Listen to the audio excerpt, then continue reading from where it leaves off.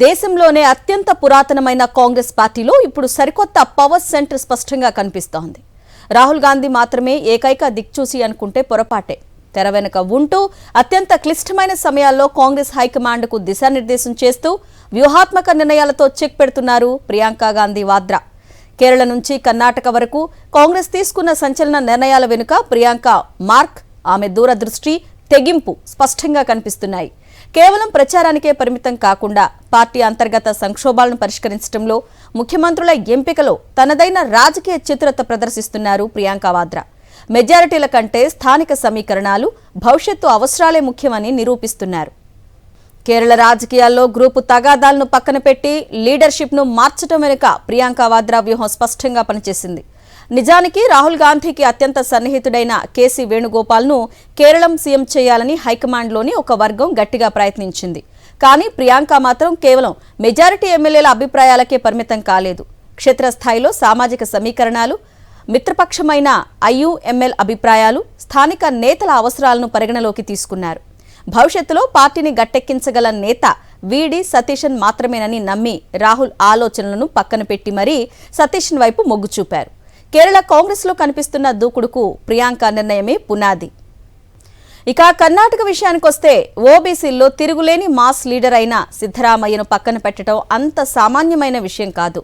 Majority ఎమ్మెల్యేల మద్దతు కూడా సిద్ధరామయ్యకే ఉంది. కానీ ప్రియాంక గాంధీ ఇక్కడే తన పొలిటికల్ మాస్టర్ మైండ్ను ఉపయోగించారు.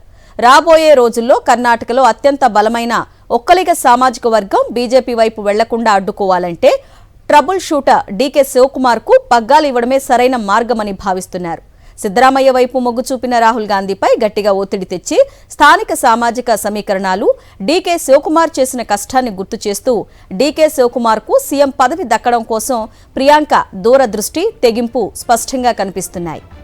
రైట్, ఇక ఇదే అంశానికి సంబంధించి మరింత సమాచారాన్ని మా ప్రతినిధి వెంకటేష్ లైవ్ ద్వారా అందిస్తారు. వెంకటేష్, చెప్పండి, ప్రతి ఒక్క పార్టీలో ఒక ట్రబుల్ షూటర్ ఉంటారు. ఇప్పుడు కాంగ్రెస్ లో ప్రియాంక గాంధీని ట్రబుల్ షూటర్ అనుకోవచ్చా?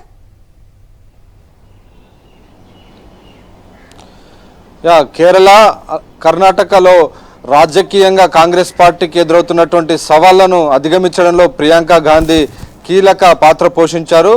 నిజానికి మనం చూసాం, కేరళలో సీఎం ఎంపిక సమయంలో ముగ్గురు నేతల పేర్లు తెరపైకి వచ్చాయి. కానీ ముగ్గురు నేతలకు సంబంధించి గట్టి ప్రయత్నాలు చేసినప్పటికీ క్షేత్రస్థాయిలో బలమైనటువంటి పట్టు, మెజారిటీ ఎమ్మెల్యేల మద్దతున్నటువంటి వీడి సతీశన్కే ముఖ్యమంత్రి పదవి దక్కింది. సో ఈ ముఖ్యమంత్రి పదవి దక్కడం వెనుక ప్రియాంక గాంధీ తెర వెనుక చక్రం తిప్పారు. సో ఆ మేరకు క్షేత్రస్థాయిలో ఉన్నటువంటి విషయాలన్నిటిని కూడా స్వయంగా ఆమె గమనించడంతో పాటు వివిధ పార్టీ నాయకులతో మాట్లాడడం, అలాగే అలయన్స్లో ఉన్నటువంటి పార్టీ నాయకులతో మాట్లాడడం ద్వారా క్షేత్రస్థాయిలో కాంగ్రెస్ పార్టీని నడిపించగలిగినటువంటి సామర్థ్యం, భవిష్యత్తు అవసరాలన్నిటిని కూడా దృష్టిలో ఉంచుకొని ప్రియాంక గాంధీ ఈ కీలకమైనటువంటి నిర్ణయం తీసుకోవడమే కాదు, కాంగ్రెస్ పార్టీ అధిష్టానాన్ని ఇటు మల్లికార్జున ఖర్గేను అటు రాహుల్ గాంధీని ఒప్పించడంలో కీలకమైనటువంటి పాత్ర ప్రియాంక గాంధీ పోషించినట్టుగా కాంగ్రెస్ పార్టీ వర్గాలు చెప్తున్నాయి.